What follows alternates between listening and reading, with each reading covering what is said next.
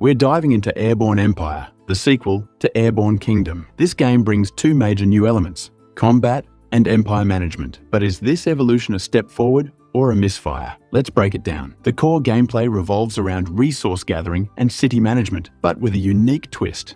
Your entire city is mobile. Unlike traditional city builders, where geography locks you into a location, Airborne Empire lets you reposition your floating metropolis. Need wood from a distant forest or water from a nearby lake? Simply maneuver your city over the area and send your workers down in small airplanes to gather resources. This mechanic keeps the gameplay dynamic, as you're no longer tethered to one spot. However, this mobility introduces its own set of challenges. The city's physical balance becomes a crucial factor. Building too much on one side causes the city to tilt, slowing its movement and annoying residents. Lift and weight management are equally critical. Overloading your city without proper lift mechanisms can send it sinking into the abyss. This adds a layer of strategy to city planning, requiring careful consideration of placement and expansion. The addition of combat is where Airborne Empire gets more chaotic. Air pirates attack your city with their planes, attempting to poke holes in your flying fortress. Building defenses and upgrading them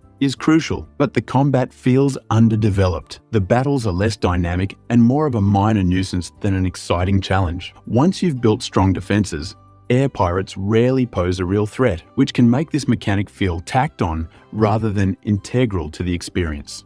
This lack of depth in combat could disappoint players expecting more thrilling aerial dogfights or strategic warfare. It's functional but uninspired, leaving combat as a box-ticked feature rather than a highlight. The addition of empire management expands the game's scale beyond just a single city. Over time, you'll establish a broader domain, making strategic decisions that affect more than your immediate surroundings. It's a welcome addition, but it feels a bit underdeveloped compared to the robust mechanics of the city building aspect. Managing an empire never feels as rewarding or impactful as piloting your flying city. Exploration remains a highlight, with the game's world offering a mix of practical resources and fascinating discoveries. You'll encounter ruins to scavenge, settlements to trade with, and bird-like inhabitants that add charm to your journey. The sense of adventure and discovery is palpable, even if some quests boil down to simple fetch tasks. While the RPG-style quests lack depth, the dynamic nature of planning your city's voyage makes even mundane objectives feel engaging.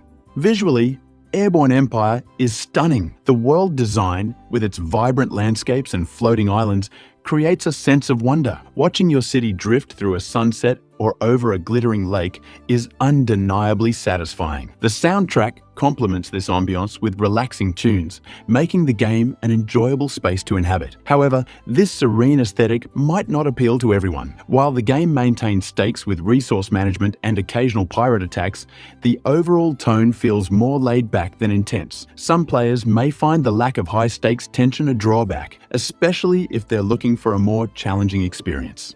Despite its innovations, Airborne Empire stumbles in a few key areas. The empire management system feels undercooked, offering little depth compared to the core city building mechanics. Combat, while a welcome addition, lacks excitement and complexity, often feeling more like a chore than a thrilling challenge.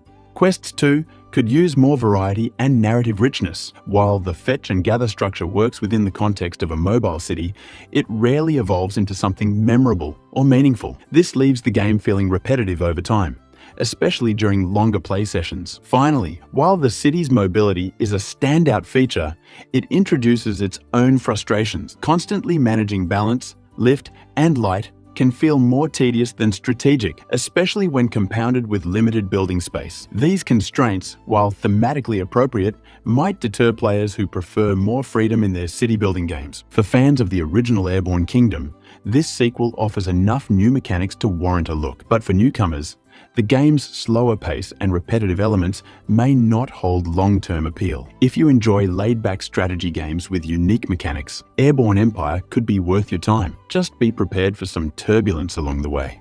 If you're curious about other city building or strategy games with unique twists, you might want to check out our review of Diplomacy is Not an Option. It's another game that offers a different kind of challenge that you might find intriguing. Click the link to watch the full review and discover if it's a game worth your time. See you there.